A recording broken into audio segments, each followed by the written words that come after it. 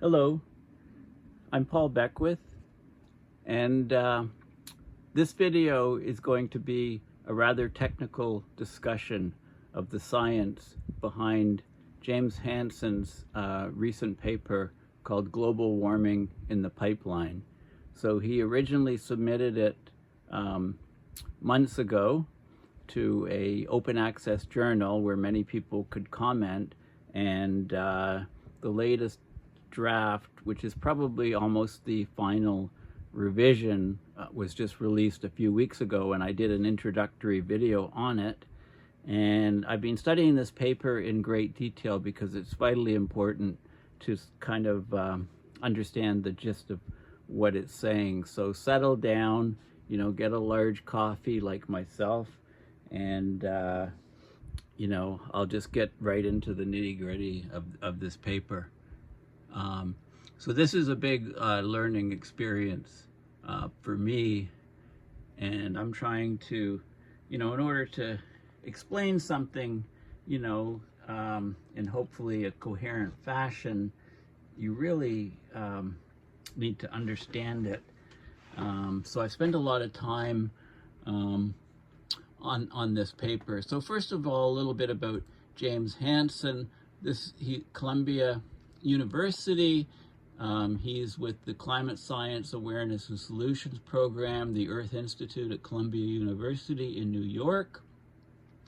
And I don't know if you can pick out who he is here, but yeah, this guy with the trademark, I call it Gilligan's hat.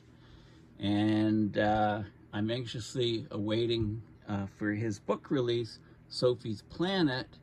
One of his granddaughters is Sophie, but this paper, Global Warming in the Pipeline, and a subsequent paper, I think he split up the original, it was going to be all in one.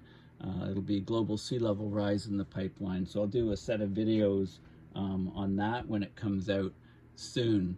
But there's a lot of good stuff to read from his communications, and some of his publications are in here, etc., and some of the other work that he's done. Okay, so in my mind, he's probably, if I have to think of the top climate scientist in the world over the last 30-40 years, there's no question it's this guy, Dr. James Hansen.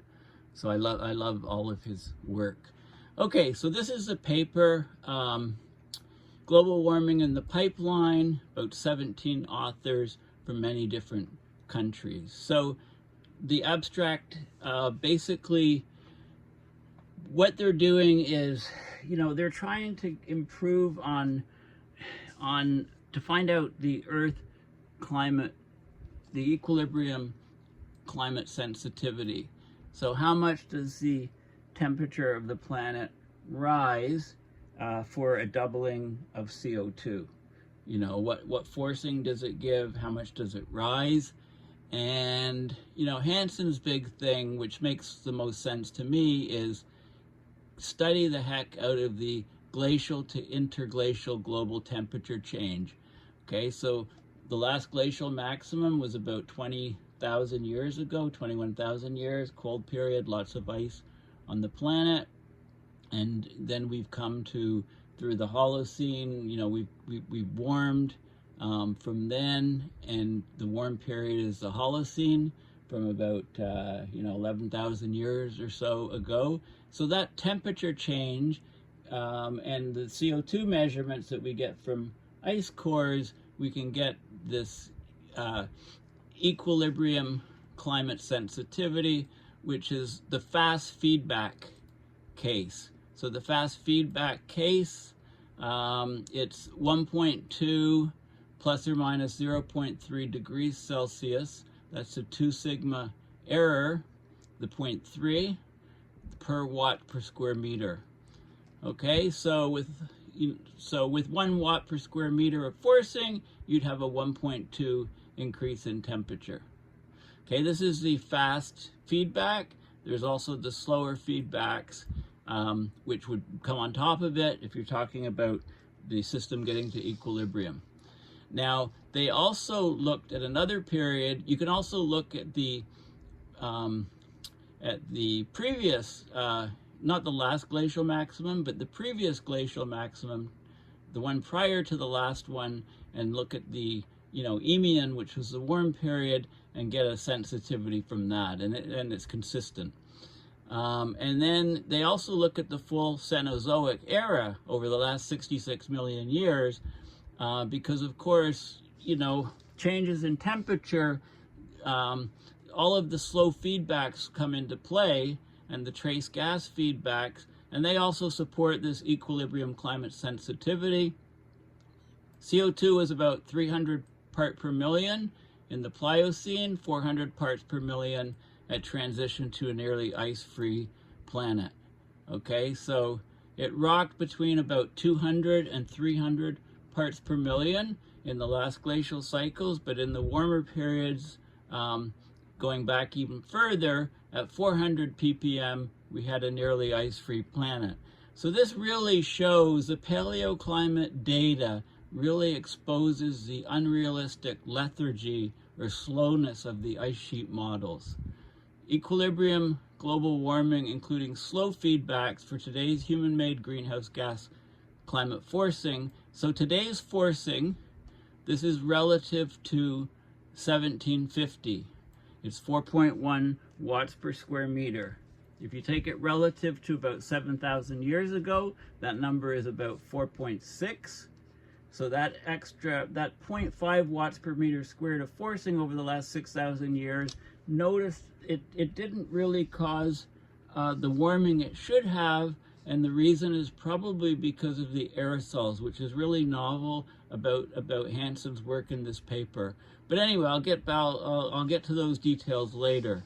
But basically, so the climate forcing relative to 1750 is 4.1 watts per square meter. Okay, so the fast feedbacks, if you multiply 4.1 by 1.2, you get about 5 or so. And the slow feedbacks are about the same. So basically, the equilibrium, including the slow feedbacks, is 10 degrees Celsius, which is a huge number. Okay, and aerosols, today's aerosol levels would reduce that 10 to 8 degrees Celsius. Now, the decline of aerosol emissions since 2010 should increase the 1970 to 2010 global warming rate of 0.18 degrees Celsius per decade. Okay, so this is what we've had from 1970 to 2010. The rate of global warming has been 0.18 degrees Celsius per decade, but post 2010, that rate is at least 0.27 degrees Celsius per decade. That's on the low end. On the high end, it could be as much as 0.36 degrees Celsius per decade. So we're in for huge warming in the near future. Under the current geopolitical approach to greenhouse gas emissions, global warming will likely pierce the 1.5 degrees Celsius ceiling, well, in the 2020s. I mean, in the next 4, 5, 6 years. Especially with rates of 0.27 or even up to 0.36 degrees Celsius per decade. And we'll zoom past 2 degrees Celsius before 2050. Well, I think that's a safe statement, probably much before. The impacts on people and our planet, on nature, will accelerate as global warming pumps up the hydrologic extremes, the water cycle extremes. So this is a huge consequences for humanity in the climate casino. And this demands a return to Holocene level global temperature. So he gives some actions. We have to have a global increasing price on greenhouse gas emissions, no subsidies, which is a negative price. We have to have a real price. We have to have East-West cooperation, cooperation between developing and developed countries. And we have to have intervention. So the Earth radiation imbalance is just way too high. it's very, very high because of this human-made geotransformation of Earth's climate. You know, we've geotransformed Earth's climate by moving the carbon from the stored in the ground and converted into fossil fuels under the pressure under the ground. We brought those out and we put those in the Earth, in the ocean atmosphere system, and we've caused our huge climate catastrophe. Now, so we need to reduce this radiation imbalance, and he talks about the need for carbon dioxide removal and for solar radiation management. If you can recall, this is exactly what my three-legged bar stool idea is. Now, these changes aren't going to happen with our current geopolitical approach. We need a reset. If young people can grasp the direness of their situation, then we need to reset to try to do something about this issue. So let's go on and talk about you know, the details, further details of this paper here. Okay, so we've known since the 1800s that greenhouse gases, they absorb in the infrared. They absorb infrared light or heat. So they're warming Earth, they warm Earth's surface. And the abundance of greenhouse gases changes naturally as well as from human actions. Roger Revelle wrote in 1965 that we're conducting a vast geophysical experiment by burning fossil fuels that accumulated in Earth's crust over hundreds of millions of years. CO2 is the control knob of the climate. It's increasing. It's reached levels that have not existed for millions of years. Consequences that we're finding out now, yet to be determined. Now, there was a very famous study, Jules Charny led a study in 1979. This was an official U.S. National Academy of Sciences study. He concluded in the study that doubling of the atmospheric CO2 was likely to cause global warming of 3 plus or minus 1.5 degrees Celsius. So that's warming between 1.5 and 4.5. And he said it's quite possible that absorption of heat into the intermediate waters could slow down the estimated warming, so it could take a lot of time to get the warming realized. 1980 Energy Security Act, Jimmy Carter, he focused on unconventional fossil fuels like coal gasification and rock fracking to extract shale oil and tight gas. The U.S. Congress asked the National Academy of Sciences to assess the climate impact, so they wrote this massive Changing Climate report. There was some major errors in this report. The report assumed that the delay of global warming caused by the ocean's thermal inertia is 15 years, and that's independent of climate sensitivity. So they concluded that doubling CO2 would cause about the low end of Charny's range, so more like 1.5 degrees Celsius. So if climate sensitivity was low, you know, at the low end of the range, and the lag between emissions was only 15 years, climate change, you know, wouldn't be anywhere near the problem. We wouldn't have all of this warming stuck in the pipeline, so to speak. Okay, climate sensitivity, thus, was examined by many people. So there was a symposium at Columbia in October of '82, you know, and paleoclimate data and global climate modeling inferred that climate sensitivity was in the range of 2.5 to 5 degrees Celsius for a doubling, and the response time was an order of a century, not 15 years.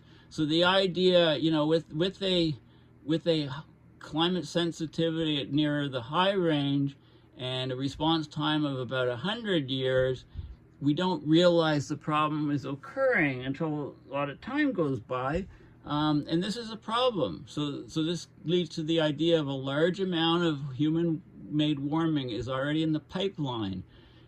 So get a load of this. The president of Exxon Research and Engineering gave a keynote. This is E.E. David Jr. He said the critical problem is that the environmental impacts of the CO2 buildup may be so long delayed.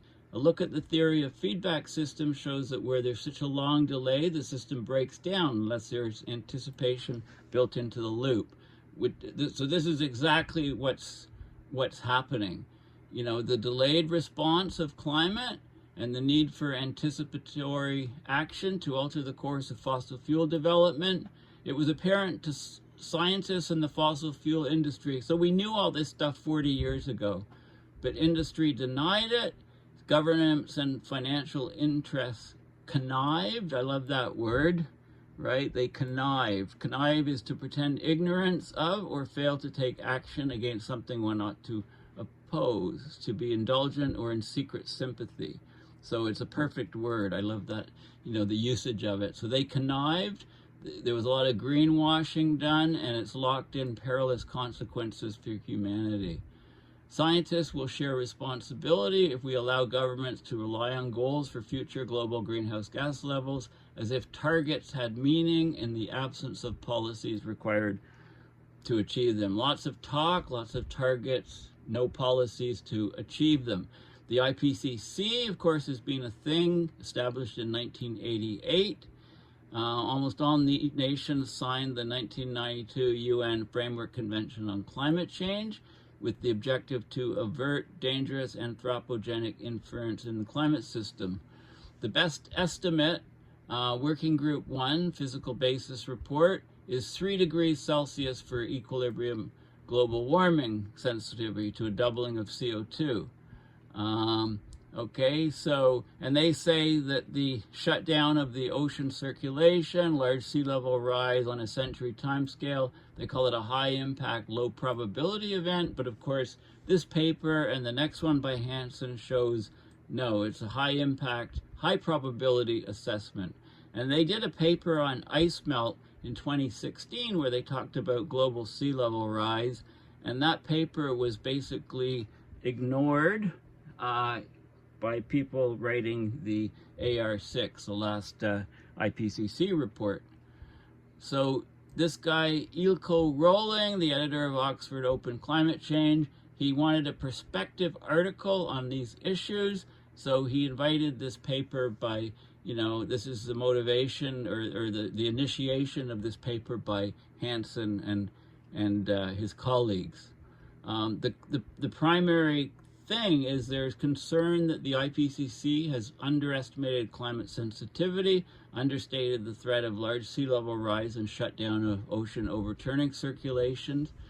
Okay, now I think they were going to have it in one paper, but they're doing 2 papers. So this paper is on climate sensitivity and warming in the pipeline, global warming in the pipeline, and a paper that will update the Ice Melt 2016 paper probably is going to be called Global Sea Level Rise in the Pipeline, something like that. And that should be out fairly soon. So this paper looks at climate sensitivity. It looks at the equilibrium climate sensitivities, the Earth system sensitivities, the Charney feedbacks. It looks at the climate response time. It looks at the Cenozoic era. Looks at temperature change in the past 66 million years since the death of dinos.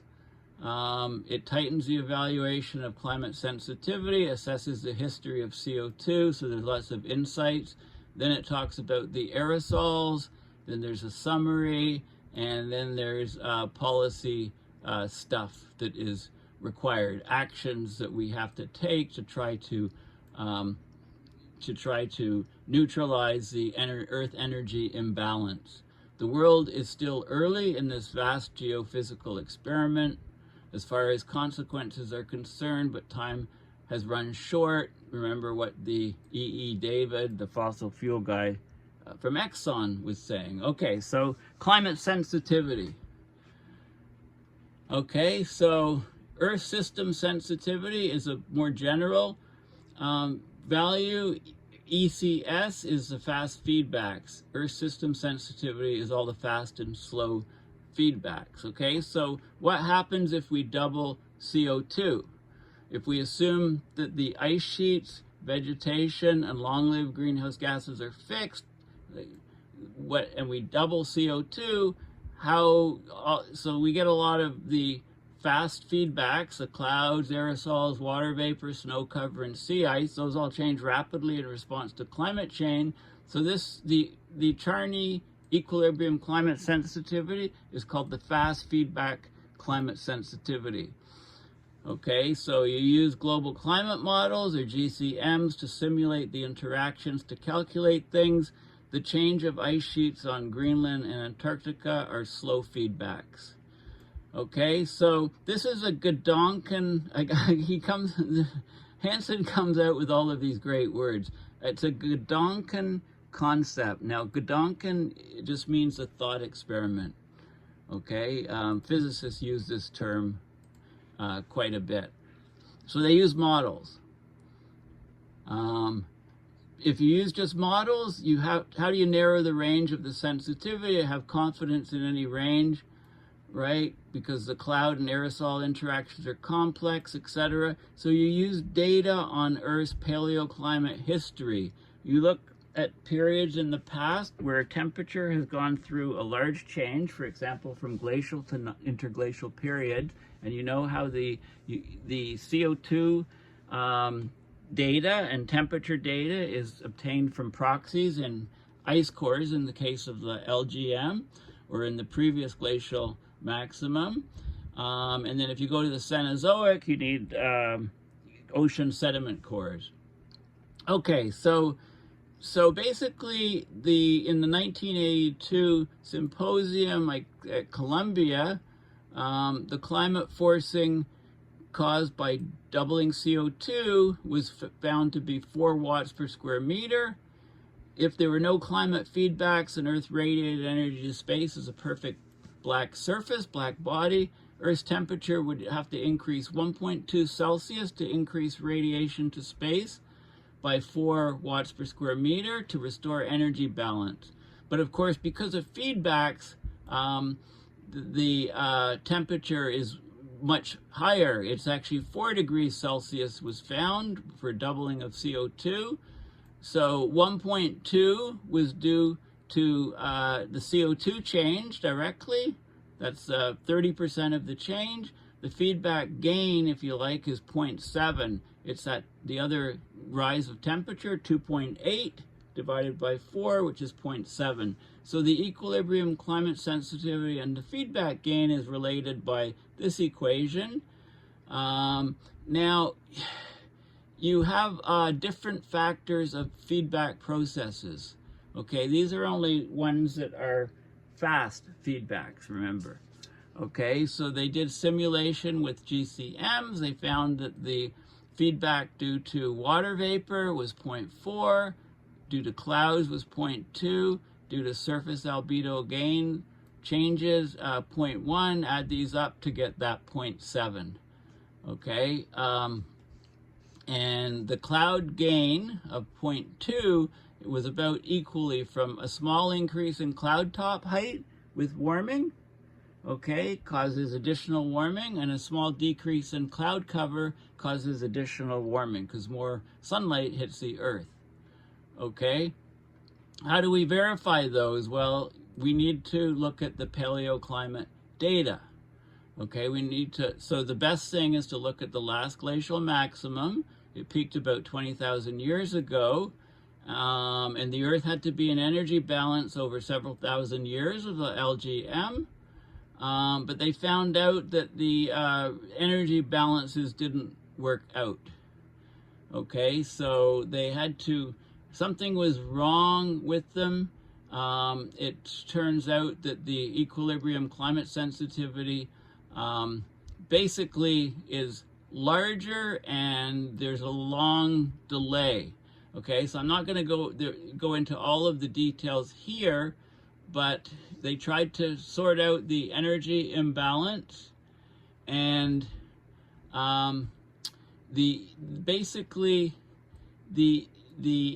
okay, so where to resolve them? Okay, so they wanted to use a paleothermometer, if you like. You need to look at the paleoclimate, and with accurate better techniques, we can have a better handle on actually how cold the last glacial maximum was. And it turns out it's a lot colder than we thought originally. Okay, so the IPCC and independent climate sensitivity estimates. So if you look at the physics of the climate system, you know, progress in the ICC Intergovernmental Panel on Climate Change reports to narrow the uncertainty in the climate sensitivity. It's been slow in the first 5 assessment reports. So all of those reports, including the 5th one in 2014, they concluded that the ECS was in the range of 1.5 to 4.5, which is exactly the same as the Charney report 35 years earlier. Okay, the paleoclimate, the broad spectrum of info on climate change, especially constraints from paleoclimate data. At last, there was a change to the ECS in AR6. Instead of 1.5 to 4.5, they said it was 2.5 to 4. They narrowed the spread, and they said 3 Celsius was still the best estimate for the equilibrium climate sensitivity. Okay, so so what they do here, what the Hansen paper, how it's novel is basically they really study the, they re-look at the paleo data and they come up with surprising things that are different from what we thought before. Now, I'm not going to go into all of the equations here in this section. This paper is open source, so you're welcome to have a look at them. But the net result here is this is the total greenhouse gas forcing in watts per square meter from 1750. Now, this is this was the pre-industrial revolution, right? It was always used, and now, you know, they brought this up to here. Now look at the forcing over this time period. There was a lot of warming between 1750 and, you know, the baselines that are bracketing 1900. But anyway, this is the IPCC result in AR6, the blue line, and this is what the Hansen team has come up with, which is the red line, and they have slightly higher forcing, and it depends on this is the CO2, methane, nitrous oxide, Montreal Protocol trace gases, other trace gases that aren't here, and ozone. Okay, so if you add all those up, you can get the forcing. Okay, so what the conclusion is the greenhouse gas increase since 1750 already produces a climate forcing equivalent to that of double CO2. Okay, so because we're talking about CO2 equivalent, if you include all of the other greenhouse gases, it's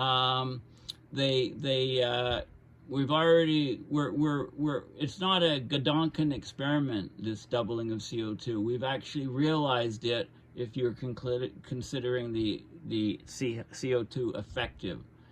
So for 2021, the forcing was 4.08 watts per square meter, 4.13 for 2022. IPCC AR6 has slightly lower. It has 4.14 for 2021. Actually, it was slightly higher. So basically, the human-made 2 times CO2 climate forcing, imagine the Godonkin experiment, if you like, by Charney, Tyndall, and other greenhouse gas giants, is no longer imaginary. Humanity is now taking its first steps into the period of consequences. So paleoclimate history really helps us assess the potential outcomes. Okay, so this is the climate going back 800,000 years. This is the temperature, and this is the CO2 level. The temperature is the red line. So we have glacial, interglacial cycles that are metered by the Milankovitch cycles, CO2. So the orbital geometry of the Earth is changing. That changes the amount of solar radiation and the geometry of where it's hitting the Earth, how it's hitting the Earth based on tilt of the Earth, rotation of the Earth around the sun, and wobble of the axes of rotation, those 3 Milankovitch cycles, and they change the conditions of light hitting the Earth, and the CO2 responds, and then is a huge feedback, if you like, as well. And then all the other feedbacks, and this is what we see here. So this is the Eemian interglacial, and this is our present day interglacial. Okay, so they use ice core data. So the air bubbles in the Antarctic ice cores, they're trapped as snow piles up and it's compressed into ice. They preserve a record of the long-lived greenhouse gases for at least 800,000 years, okay? So the Antarctica Dome C. They look at the isotopic composition of the ice, they get a temperature, and then they get the CO2 from the air bubbles, and they're both plotted here. Okay, so orbital changes alter the seasonal and geographic distribution of the insolation, the incoming solar radiation from the sun. That affects ice sheet size and greenhouse gas amount. So there's all of these feedbacks, right? Long-term climate is sensitive because ice sheets and greenhouse gases act as amplifying feedbacks. Earth warms, ice sheets shrink, expose a darker surface, absorb more sunlight. As Earth warms, the ocean continents release greenhouse gases to the air.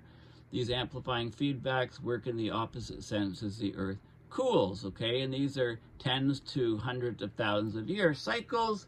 They were first examined in the 1920s by Milankovitch, but he built, it wasn't all novel work for Milankovitch. He built on the 19th century hypotheses of James Kroll and Joseph Adamar. Well, we've all, many people in climate have heard of Milankovitch. Nobody's heard of these guys. That's usually the case. Think of the DNA helix, right? Watson and Crick. There was actually a woman who did all that stuff before their work, and there's a book on that.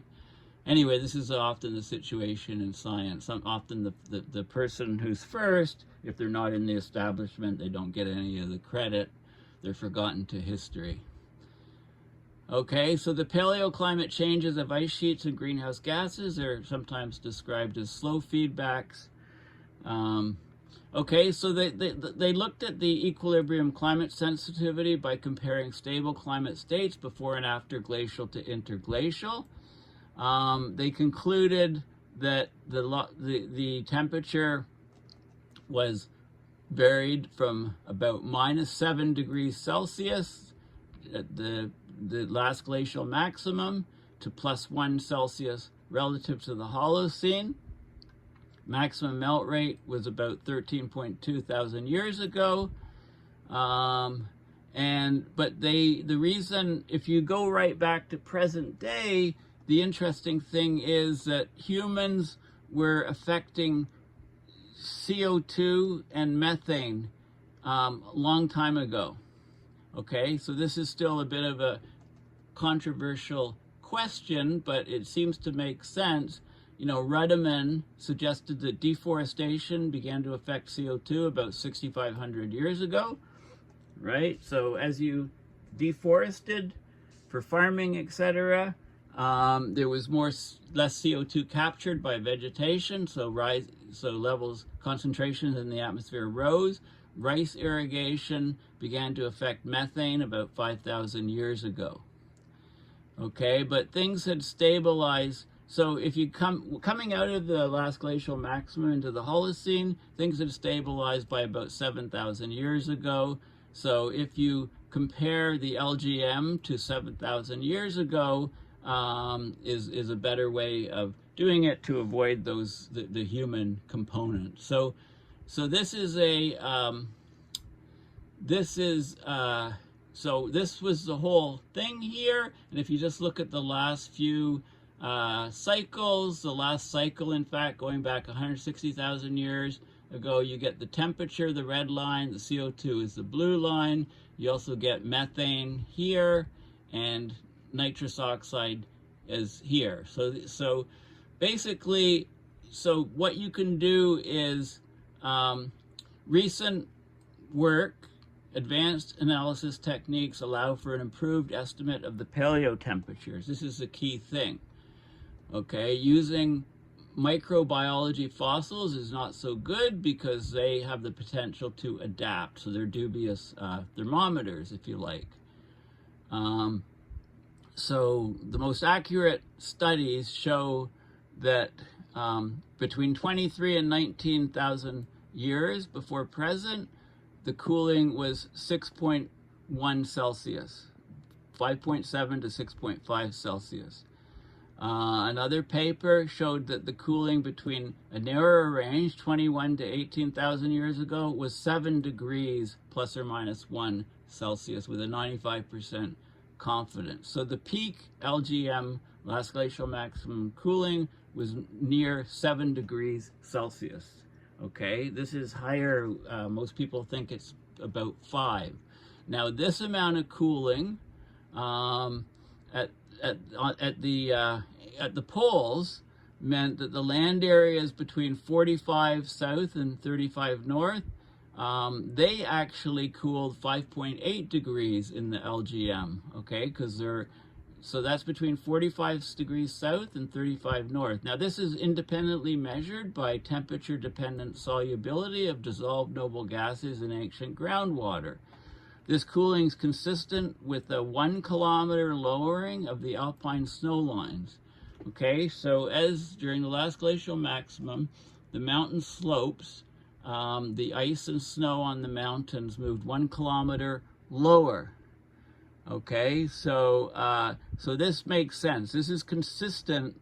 You know, when ice sheet growth is added, cooling amplification at mid and high latitudes is greater, making 5.8 Celsius cooling of low latitude land consistent with global cooling at the poles of minus 7 Celsius. Okay, so this is very, very important.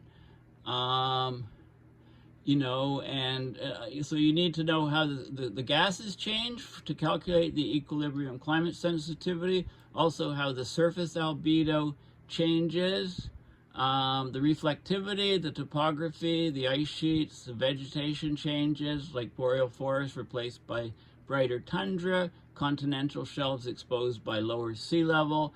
So you put all those, you evaluate those in a global climate model, basically you find out that this cooling of 7 degrees Celsius relative to the mid-Holocene 7,000 years ago, greenhouse gas forcing was 2.25 watts per square meter, surface forcing was 3.5, so the equilibrium climate sensitivity is 7, right? The 7 degrees Celsius divided by the sum of the two forcings. So it's 1.22 degrees Celsius per watt per square meter. Okay, so this is a key result for this paper. A similar thing could be, you could also look at the previous glacial maximum to the Eemium and do the same sort of calculations, and you get a similar result. So basically the conclusion is that the equilibrium climate sensitivity for climate in the Holocene LGM range is 1.2 degrees Celsius plus or minus 0.3 Celsius. That temperature change per watt per square meter of forcing, 95% confidence range. Okay, now the state dependence of climate sensitivity, how does this sensitivity change with the state? Okay, so the glacial interglacial climate, right, minus 7 Celsius to plus 1 Celsius relative to the Holocene. You know, it's pretty flat, basically, between today's climate and a warmer climate. Okay, and you can go back to snowball Earth conditions, very cold, and you can see that you know, snowball Earth has occurred several times in Earth's history, most recently about 600 million years ago. The sun was 6% dimmer. There was a strong negative forcing. Basically, you know, the initial state is not so important. Okay, so, you know, ice sheet feedback is highly nonlinear. right? So the models, you know, they're always underestimating the loss of ice sheet feedback, but you need to look at the response time. So, you know, these things take a long time to actually change. So the response times, so there was the physics, basically, you know, how quickly things change. I'm not going to go into a lot of detail on this. I'm just going to show you some of the images. So the Goddard Institute of Space Science, the 2020 modeled the ocean very carefully. That's the red line. And then the older model here was this, and this is global mean surface temperature. So if you instantly double CO2 at the beginning here, how long does it take for temperature to rise? How much does it rise? So this is the most recent model versus the older model. And then how long does it take for those things to happen? You know, it takes a long time, okay? 100 years for the most recent model. Maybe, you know, the crossing point, this is the 1 minus 1 over E folding time, if you like, you know, the response time. So it takes a long time for things to change. Okay, there's also the Earth energy imbalance. So when a forcing perturbs the Earth's energy balance, the imbalance drives warming or cooling to restore the balance. So positive, Earth is going to be warming, negative, Earth would be cooling. The Earth energy imbalance is now about 1 watts per square meter, more energy coming in than going out. High accuracy of EEI is obtained by tracking ocean warming. Okay, so here's the Earth energy imbalance, and what you see is, so if you double CO2, you have a very high Earth energy imbalance, but then it drops quickly. And it drops quickly. The crossing point here in the most recent model is much shorter. You know, here it's, that's 20, 30, 40, 30 to maybe 30. Years in the older simulation. The newer model shows that it's much, much quicker. It looks like it's hitting here at about a decade. Okay, so this is another important factor. So then you can talk about the different types of feedback. So you have slow, fast, and ultra-fast feedbacks. Okay, so water vapor, clouds, sea ice are fast feedbacks. They change promptly in response to global temperature change. Slow feedbacks are the ice sheet size, vegetation cover was considered, although that's debatable now, atmospheric CO2 amount. But there's the immediate EEI response, okay? The fact that the EEI drops very, very quickly means that there's even faster, or if you like, ultra-fast responses. So one of the things causing that is when you double CO2, you're making the lower atmosphere opaque to infrared light heat coming from the Earth. So less heat goes up into the upper atmosphere, the stratosphere, so the stratosphere cools.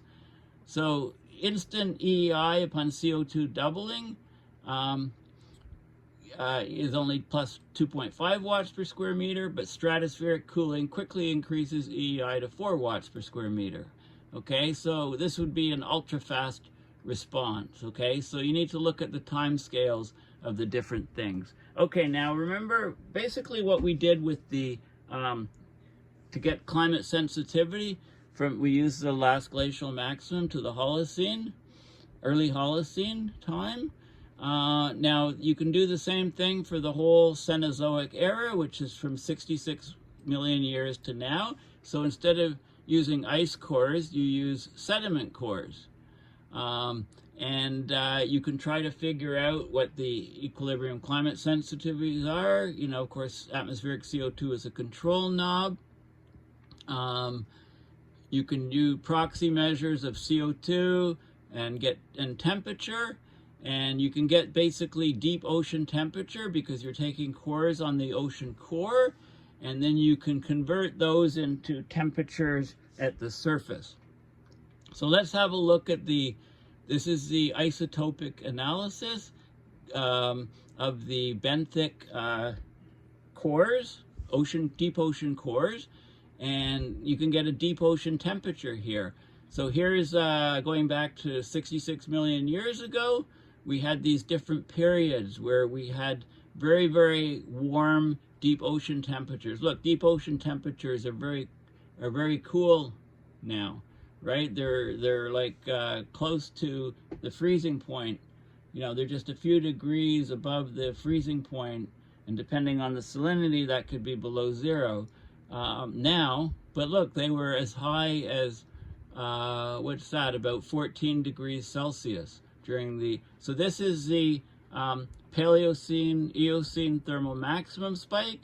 This is the early Eocene climate optimum, very warm world. This down here is where there's a transition to glaciation of Antarctica. No ice on Antarctica before then. This is the Miocene climate optimum, and there was a lot of volcanic activity here, the North Atlantic igneous province. So basically what you had, what was creating the CO2, and there's two studies. There's a recent study and there's this classic study, ZACOS. They're similar. I mean, the trends are there. There's a little bit of differences, you know, between the curves. But it's thought that the Indian plate was moving 10 centimeters per year to smash into Asia, drove underneath, created the Himalayan mountains, released lots of CO2, caused lots of volcanism, released lots of CO2 from the volcanic activity, causing this maximum. And this is a more recent volcanic activity as well, releasing CO2, causing this. Okay, so what you can try to do is look at how these changes, calculate the equilibrium climate sensitivity from all of these things, you know, try to determine what causes the Paleocene, Eocene thermal maximum. So it's thought to be triggered by volcanic activity, but then there was huge amounts of methane released from the permafrost. Okay, so this is very important to look at sort of the details of some of these things to see what's happening today. Okay, I'm not going to go into, okay, so this is, what is important is this is deep ocean temperature. So, you know, it was, at this period, it was about 14 degrees Celsius, water at the deep ocean, and the air temperature was about 27 degrees Celsius. Okay, so let's go down here. The early Eocene climate optimum temperature was 27 degrees Celsius. That's for the recent 2020 study. The older study pegged that at 25 degrees Celsius, so still pretty good. So here's the ZACOS, the older study here, showing temperature over time in the last, during the Cenozoic, you know, peaking at about 25. And the newer paper shows it peaking at about 27. And then if you take this time slice here and expand it out, you get this. And if you take this slice and expand it out, you get this. So you can see, you know, lots of good data on the Cenozoic from these two papers. Okay, I'll skip over some things. You can look at the CO2 level, the equilibrium climate sensitivity. As I've said, it's 1.2. If it was 1, so you can bracket it. You can see the data is here. You know, 1.2 fits the data nicely in both of these cases. So you can get the CO2. Okay, so basically, you know, here's the continents about 56 million years before present. So India's over here in the middle of the ocean. This thing's moving up here, slides underneath the plate, generates all this volcanism, which releases CO2, which causes those warm periods. Indian plate, it was actually moving north 15 centimeters per year. I lied, I said 10. And then, of course, you know, after it sort of settles and slows down, the Himalayas starts to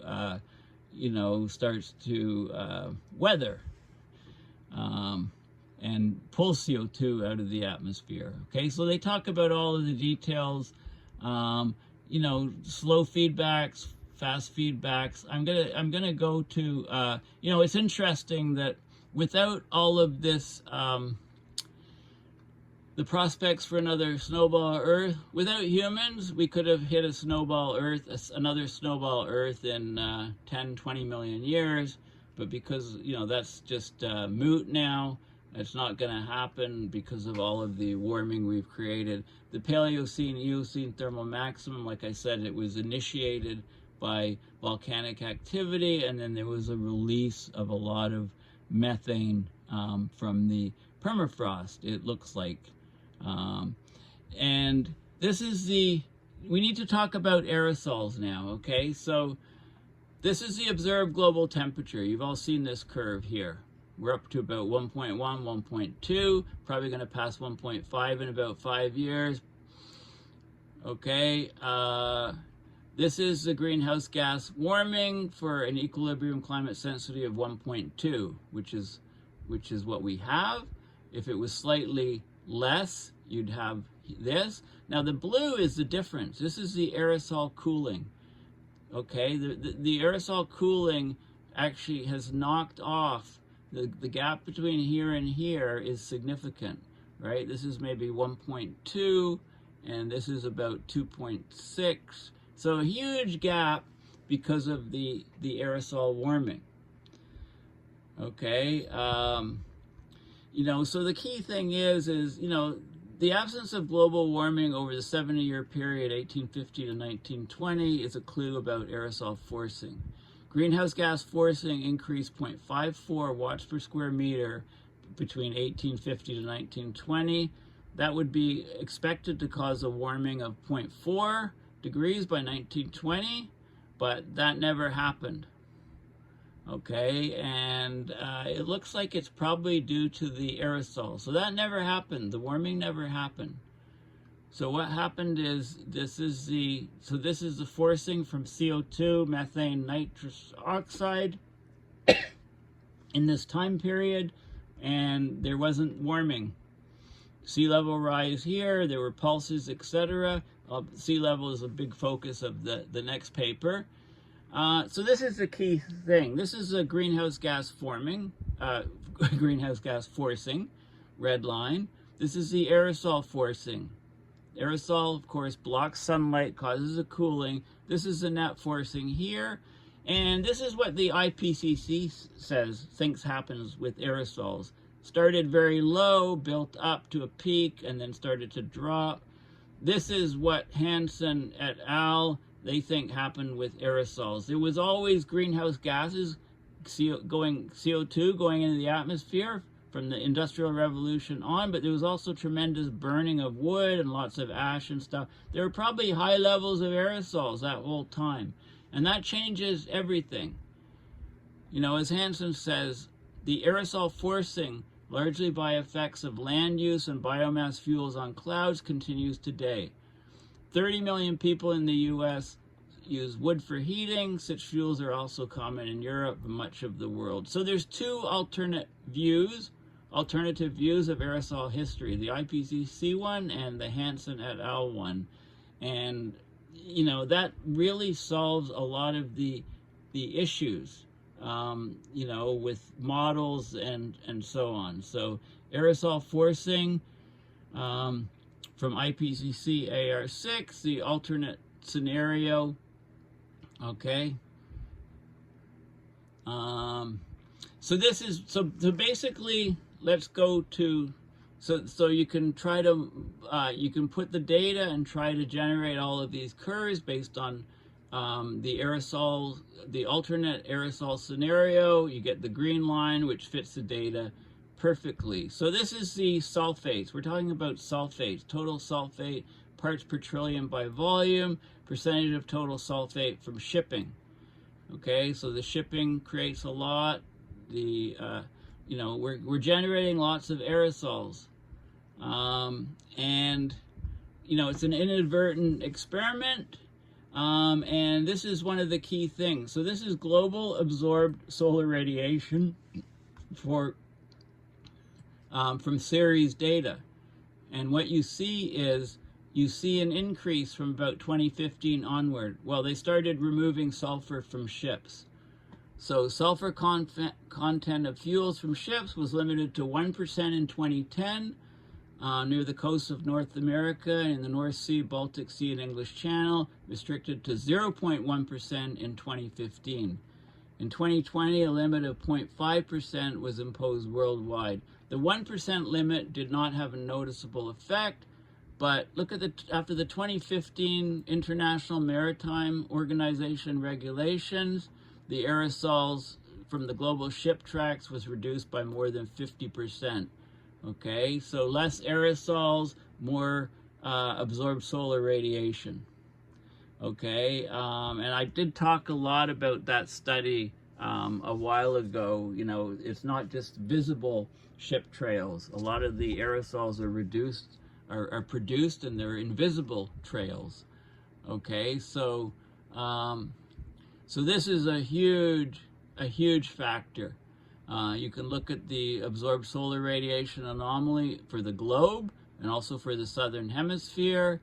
The anomaly in the absorbed solar radiation anomaly, North Pacific Ocean, North Atlantic Ocean, from 2000 to now. And basically what it means is the warming is going to be a lot worse than we think. Okay, so he talks about reticence, in scientific reticence, right, in the community. You know, reticence, equality being reticent, reserved, right? Talks about delay discounting. So a scientist who's crying wolf saying something is wrong, the penalty is immediate to them, whether or not they're right or wrong. The danger of being blamed for having fiddled while Rome was burning is distant. Okay, there's larding of papers. So larding is putting fat into meat. Okay, you know, there's gradualism from reticence. Okay, if you lard papers, you can, with caveats and uncertainties, it increases the chances to get research support. Reticence and gradualism reaches a new level in the IPCC. You know, the prime example is their evaluation of climate sensitivity, right? They kept it the same basically for from the original AR, for the first 5, and it was only an AR6 that it was modified in just a small amount. So anyway, okay, so I want to get to I want to finish this up soon because there's still loads and loads and loads of stuff, but let's go to some of the key stuff. This is surface temperature from Cenozoic surface temperature, and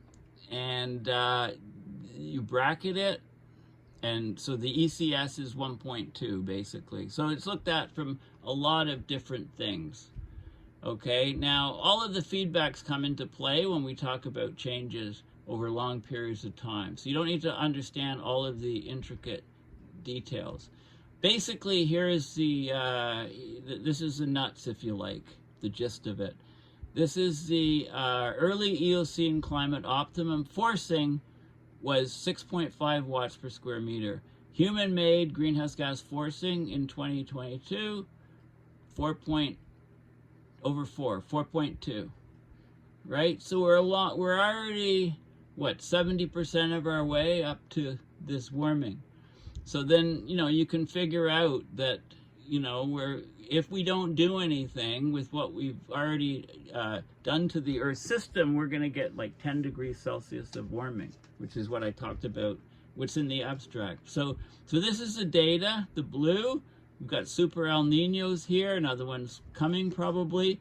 This is the best linear fit from 1970 to 2015, which is 0.18 degrees Celsius per decade, right? With the aerosol reduction, we can expect accelerated warming in this yellow line. The lower line is 0.27 degrees Celsius per decade. The upper one is 0.36 degrees Celsius per decade. So this is the global warming in the pipeline that we can expect. Okay, so this is a huge increase in global warming rate. Okay, the Earth energy imbalance again is running higher. Okay, as I said, global warming and sea level rise in the pipeline. Well, the sea level rise in the pipeline is coming next. And there's some stuff on global energy consumption. You know, look at this is all renewables is this little chunk here. Everything else is still being increasing, right? It's at crazy rates. Global CO2 emissions from all these different components, you know, rocketing. This is a gigatons of carbon per year, gigatons of CO2 per year. We're talking about, you know, multiply this by what, 3.44, whatever. Yeah, it's just crazy. You know, the annual growth of climate forcing from greenhouse gases, where we need to go.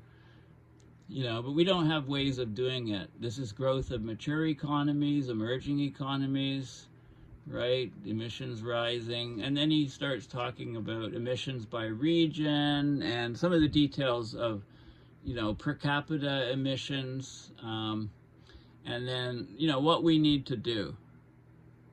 Okay, so solutions. I mean, we need a new plan. We have to cool the planet to preserve our coastlines. We need a rise in global price on greenhouse gas emissions. Border duties so that countries that don't have an internal carbon fee or tax don't get away. You know, economists in the US overwhelmingly support carbon fee and dividend. Right? You know, look at nuclear energy again. Right? A rising carbon price is not the only thing we need. We've gone too far, so we need to take carbon out of the atmosphere. We need to deploy solar radiation management. We need to get that radiation imbalance out of the way. We need to neutralize it. Okay, so there's lots of stuff talking about, you know, things we can do to democracy, etc., etc. I'm not going to dwell on all of the possible solutions. We all have ideas on them. These are Hansen's ideas.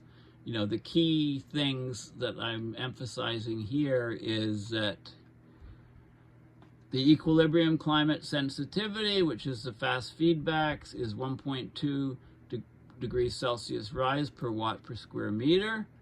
This is looked at from, you know, over the full Cenozoic era, including slow feedback. CO2 varied from about 300 to 400. So you didn't have to increase it that much to get a nearly ice-free planet. Today's human-made greenhouse gas climate forcing is 4.1 watts per meter squared. So if you multiply that by 1.2, you get about 5. And that's the fast feedbacks. If you add in the slow feedbacks, as Hansen showed, you add another 5. So we're talking about 10 degrees Celsius. Now the aerosols, today's aerosols would reduce that to 8 degrees Celsius. The decline of aerosol emissions since 2020 is having a huge impact on the change of, the curves have changed. Okay, the 1970 to 2010 global warming rate, 0.18 degrees Celsius per decade. But after 2010, right, it's at least 0.27 degrees Celsius per decade. You know, that yellow wedge moving up was, you know, the lower line was 0.27 degrees Celsius per decade increase, the upper one 0.36. So somewhere in between there, so we're going to punch through 1.5 very soon, then 2 degrees. You know, we have a huge issue. We need a complete reset of society. We need to do all kinds of things. But anyway, this is a key paper, and it needs to be widely disseminated. So I think it's well worth me taking the time I'll just go down to basically the key thing for people to understand is this curve here, right? Here's the warming, what the warming rate was, 1970 to, well, they say 2010. In the text, 0.18 degrees Celsius per decade. Here's what we can expect: accelerated warming between 0.27 and 0.36 degrees Celsius per decade moving forward, mostly because of the reduction of aerosols, the Faustian bargain. So this is what we can expect. Okay, so the paleoclimate information is crucial and holds a lot more weight, I think, as opposed to climate modeling. So thanks again. Thanks for listening. Thanks again for listening. Please consider going to my website, paulbeckwith.net, and donating to my PayPal account to support my research and videos. So this is a huge paper. This is a, you know, there's a lot of technical stuff in there. I hope I've managed to instill some of the you know, key factors, the most important factors in the paper. So thanks again, and bye for now.